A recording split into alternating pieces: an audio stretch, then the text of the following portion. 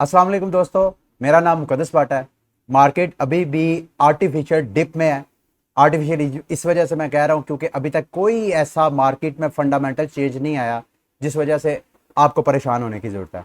ये इस तरह के जो आर्टिफिशियल आपको क्रैशेस नज़र आते हैं, करेक्शंस नज़र आती हैं, ये सिर्फ और सिर्फ आप जैसे रिटेलर्स और आप जैसे जो न्यूबीज़ हैं उनके अंदर खौफ डालने के लिए, ताकि वो अपने क्रिप्टो फंड्स जो हैं वो सेल करें। और जब वो सेल करें डिप में, तो बड़े बड़े वेल्स, बड़ी बड़ी ऑर्गेनाइजेशंस, म्यूचुअल फंड्स, वो सारे आपसे सस्ते दामों में क्रिप्टो बाय करें। तो इस वक्त सिचुएशन उसी तरह की है, आपको डरने घबराने की जरूरत नहीं है। इस वीडियो में मैं इस तरह की सिचुएशन में क्या प्लानिंग करता हूं वो प्लानिंग आपके साथ शेयर करूंगा। लेकिन सबसे पहले थोड़ा सा बिटकॉइन का रिव्यू करते हैं कि बिटकॉइन किस सिचुएशन में है। अगर आप बिटकॉइन का करंट सिचुएशन को देखें तो कल को जो बिटकॉइन की स्ट्रॉन्ग रेजिस्टेंस थी 40 के करीब, वो इस वक्त बिटकॉइन की सपोर्ट प्राइस बनी हुई है। आप देख रहे हैं, ये मैंने एक छोटा सा रेक्टेंगल ड्रा किया है जो कि रेजिस्टेंस थी 40,000 की। आप देख रहे हैं ये पीछे, अगर आप थोड़ा सा, ये है तकरीबन जनवरी 2021, यानी इस साल के आगाज से ये 40,000 की रेजिस्टेंस, बड़ी स्ट्रॉन्ग रेजिस्टेंस थी। मार्केट बार बार 40,000 पे जाती थी, वहां पे सेल ऑर्डर लगते थे, मार्केट फिर नीचे ड्रॉप करती थी। तो यही सिचुएशन, अब जो स्ट्रॉन्ग रेजिस्टेंस थी वो स्ट्रॉन्ग सपोर्ट बन गई है। अब इसमें करना क्या आपने, देखें, ये मैंने फिबोनाची टूल यूज करके आपको अभी, फिबोनाची टूल एक्चुअली होता क्या है, आपको प्राइस प्रेडिक्ट करने के लिए कि नेक्स्ट प्राइस जो है वो कितना अप जा सकती है और कितना डाउन जा सकती है। आप एक्सपेक्टेड है कि अगर मार्केट यहां से डिप करती है तो जो फर्स्ट उसका स्टॉप होगा वो 38,300 के करीब होगा। नेक्स्ट बिटकॉइन का स्टॉप जो है वो 34,300 के करीब होगा। और इसी तरह अगर नीचे जाती है तो उस प्राइस को जाकर टच कर सकती है, जो मैंने क्लेम किया कि आप सारी जिंदगी उसको आप व्यू नहीं करेंगे।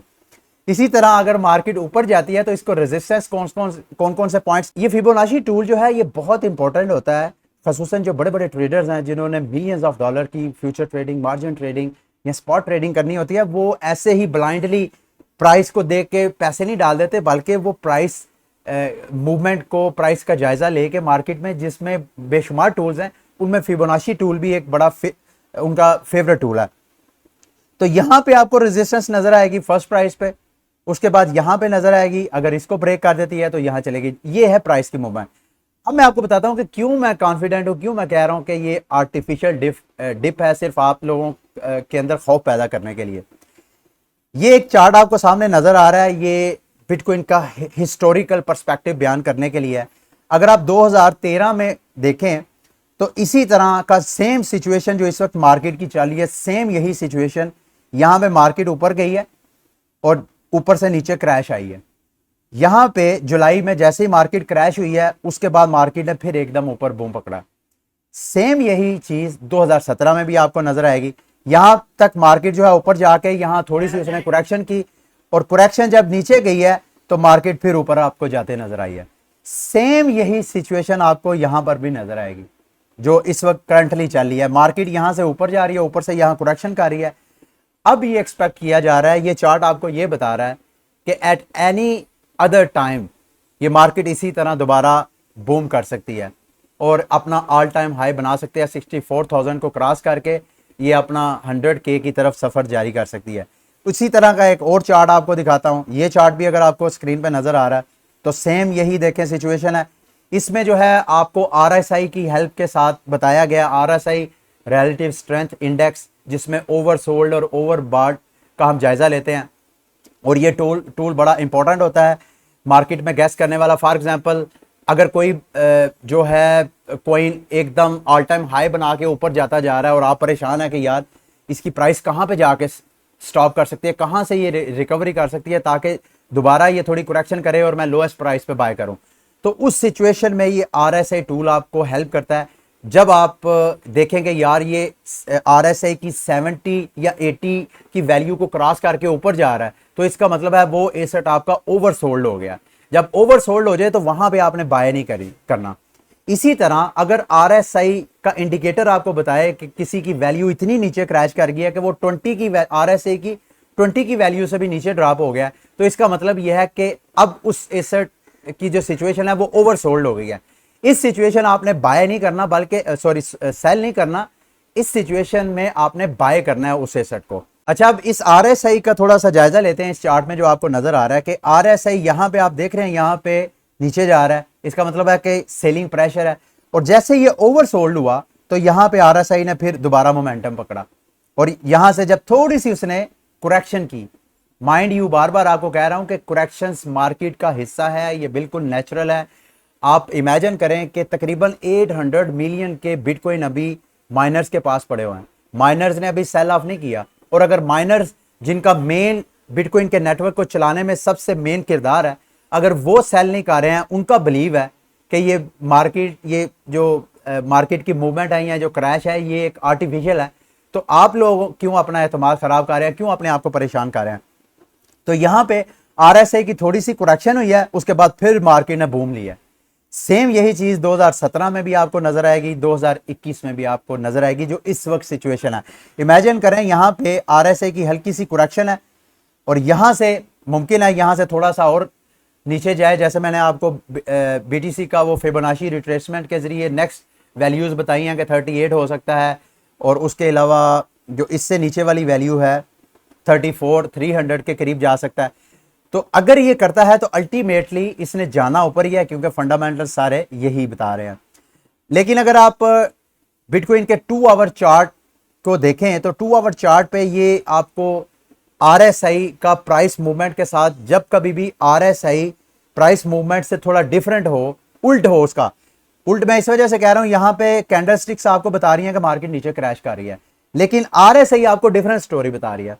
आरएसआई ये कह रही है कि मार्केट जो है वो ओवरसोल्ड से, यानी सेलर्स यहां पे आहिस्ता आहिस्ता कम होते जा रहे हैं, मार्केट ऊपर जा रही है। जो आरएसआई इंडिकेटर है वो ऊपर बताती जा रही है, यानी अब सेलिंग प्रेशर कम और बाइंग ज्यादा होना शुरू हो गई है, जबकि ऊपर कैंडल्स आपको ये बता रही हैं कि मार्केट जो है वो क्रैश कर रही है। तो आपने कैंडल्स पे इस सूरत हाल में बिलीव नहीं करना, आपने आरएसआई पे बिलीव करना है। तो ये बिटकॉइन के हवाले से मैं आपको ओवरऑल बताता चलूं, ये आपको अगर स्क्रीन पे नजर आ रहा है तो बिटकॉइन का ये ओवरऑल हिस्टोरिकल सारा बैकग्राउंड है कि पूरे साल के मुख्तलिफ महीनों में बिटकॉइन किस तरह परफॉर्म करता है। अगर आप सिर्फ सितंबर की बात करें तो आप देख रहे हैं 2013 से लेके 2021 तक ऑलमोस्ट सिर्फ 2 माह में ऐसे हुआ है कि सिर्फ 2 सालों में ऐसे हुआ है कि सितंबर का महीना आपको ग्रीन रिजल्ट मिला है। अदरवाइज आपको सितंबर का महीना जो है 2013 से आज तक आपको प्रेशर में ही नजर आया। शायद यही वजह है कि अभी भी आपको दिसंबर जो है वो रेड में नजर आ रहा है। अब पता नहीं जब ये महीना ख़त्म होगा तो बिटकॉइन की वैल्यू जो है वो, जब ये मंथ को एंड करेगी तो वो ग्रीन करके करेगी या रेड करेगी। लेकिन आपको दोबारा कहूँगा, परेशान होने की ज़रूरत नहीं। अगर आप कहते हैं तो मैं फियर एंड ग्रीड इंडेक्स भी खोल के आपको बता देता हूँ थोड़ा सा, ताकि आपको पता चले कि आपने उसके साथ आपने फियर एंड ग्रीड इंडेक्स के ऊपर भी मेरी एक पूरी वीडियो है, अगर आप चाहें तो उधर से भी लर्न कर सकते हैं। तो इस वक्त अगर आप फियर और ग्रीड इंडेक्स देखें, ये एक्चुअली मार्केट के सेंटिमेंट्स को रीड करने के लिए होता है। इस वक्त मार्केट एक्सट्रीम फियर के ऊपर है, और ये मैं आपको एक बात बताता चलूं, बीइंग अ ट्रेडर, जब कभी भी मार्केट फियर में हो, ये आपके लिए बेस्ट अपॉर्चुनिटी है कि उस वक्त आप बाइंग करें।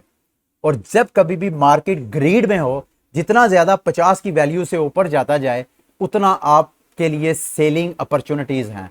यानी मार्केट जितना फियर में जाती जाती है, लालच जितना हैवी होती जाती है ट्रेडर्स के ऊपर, उतने मार्केट के करेक्शन करने के चांसेस बढ़ जाते हैं।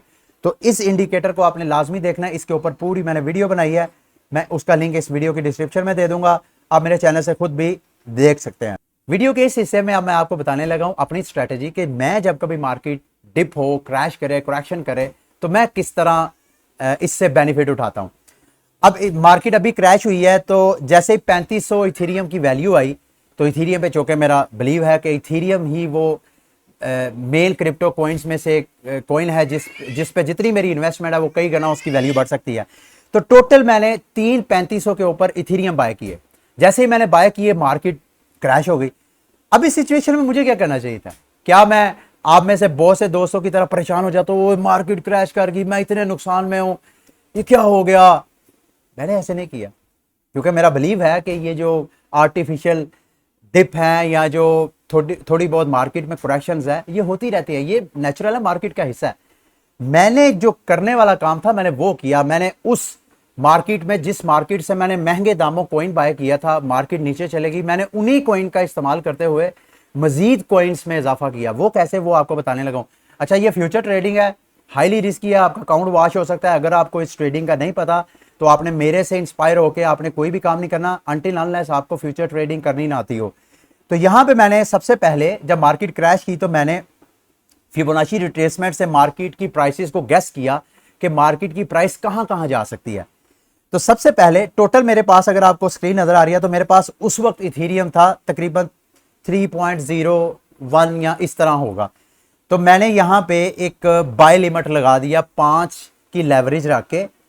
जितना मेरे पास 3 इथेरियम पड़ा हुआ था उसका मैंने 15% पोर्टफोलियो रख के, सारा नहीं 15% पोर्टफोलियो और 5% लेवरेज रख के मैंने 30 पे लगा दिया कि अगर मार्केट 30 को यहां पे डिप करती है, 30 पे आती है, तो मेरा ऑर्डर ट्रिग हो जाए। जैसे ही मार्केट 30 पे आई मेरा वो ऑर्डर एक्टिव हो गया। अब मार्केट फिर ऊपर चले गई। जैसे ही मार्केट दोबारा 32 पे गई तो मैंने सेल कर दिया। अब जो वो मेरा इथेरियम था जो कि 3 इथेरियम था, अब वो आपको 3.16 नजर आ रहा है। अच्छा, अभी फिर मार्केट मजीद नीचे क्रैश कर रही है। अब मैंने क्या किया है, अगर आप देखें तो ये मैंने बाय लिमिट लगाए हैं 2 अपने कॉइन्स के, एक इथेरियम का। अब मैं, आप लोग दुआ मांग रहे हैं मार्केट ऊपर जाए, अब मैं दुआ कर रहा हूं कि मार्केट थोड़ा और क्रैश करे ताकि मार्केट यहां पे जब इस वैल्यू पे आए 2600 को, इसको क्रॉस करके नीचे आए 2500 के करीब, यहां पे मैं अपना एक ऑर्डर लगाऊंगा। वैसे मैंने फिलहाल जो मैंने ऑर्डर लगाया था रात को वो बिल्कुल उससे टच करके बिल्कुल ऊपर मैंने लगाया था रात को ऑर्डर, ये 2500 का। जैसे ही मार्केट वैल्यू 2500 पे आए मेरा ऑर्डर हिट हो जाए। हुआ क्या है, फिबोनाची रिट्रेसमेंट की इस वैल्यू को मार्केट रिस्पेक्ट करते हुए बगैर उसको ब्रेक किए मार्केट फिर ऊपर चले गया। आप इमेजिन करें कि अगर मार्केट फिर एक बार मेरी 2500 वैल्यू को टच करके चले जाती तो इस वक्त 2800 वैल्यू है, तो तकरीबन मुझे $400-500 का चंद घंटों में बेनिफिट हो सकता था ना। तो ये वो तरीकाकार है जो मैं आप दोस्तों को कहता हूं कि अगर मार्केट क्रैश करती है आपको परेशान होने की जरूरत नहीं है। अगर आपको फ्यूचर ट्रेडिंग आती है, आपके पास इतने स्किल्स हैं, आपके पास कोई अच्छे सिग्नल वाला ग्रुप है, तो आप उन कॉइन्स को मजीद कॉइन्स में कन्वर्ट कर सकते हैं फ्यूचर ट्रेडिंग करके। अगर आपको फ्यूचर ट्रेडिंग नहीं करनी आती है जो कि रिस्की है, तो आपने फ्यूचर ट्रेडिंग नहीं करनी, आप इंतजार करें। मार्केट हफ्ते 2 हफ्ते, महीने 2 महीने मार्केट ऊपर जाएगी जाएगी। नुकसान आपको सिर्फ उस सूरत में है अगर आप लॉस में सेल करते हैं। जब आपने अपने फंड्स को रियलाइज करना है, रियलाइज का मतलब यह है कि मार्केट नीचे जा रही है, उस वक्त आपका नुकसान रियलाइज नहीं है, वो रियल में हकीकत में आपका नुकसान नहीं है, हकीकत में उसी वक्त बदलेगा जब आप नुकसान में सेल करेंगे। तो भाई लोगों, आपको सेल करने की कतई कोई ज़रूरत नहीं है। आप इस तरह की चीज़ों को सीखें, ट्रेडिंग सीखें। ये फिबोनाची टूल मैंने आपको स्टार्ट में भी यूज़ करना बता दिया है। कुछ और यूट्यूब चैनल से टेक्निकल एनालिसिस को सीखें। मेरे अपने चैनल पे आपको टेक्निकल एनालिसिस के ऊपर बहुत सी वीडियोस मिल जाएंगी, लर्न करें साथ साथ। इस तरह की ये जो फियर वाली सिचुएशन होती है ये तो ट्रेडर के लिए अपॉर्चुनिटी होती है। तो उम्मीद करता हूँ आज की वीडियो भी आपके लिए हेल्पफुल रही होगी।